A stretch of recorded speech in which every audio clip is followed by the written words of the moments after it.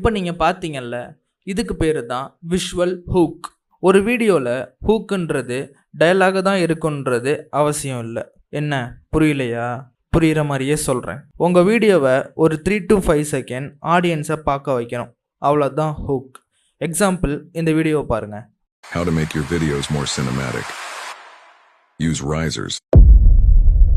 See? I gained your attention in just first few seconds because of strong hook coupled with riser.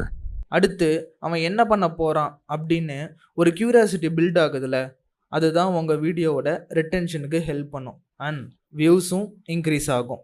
இந்த வீடியோவில் பைக்கில் வந்த 2 பேர் என்ன பண்ண போகிறாங்க? இதுதான் இந்த வீடியோ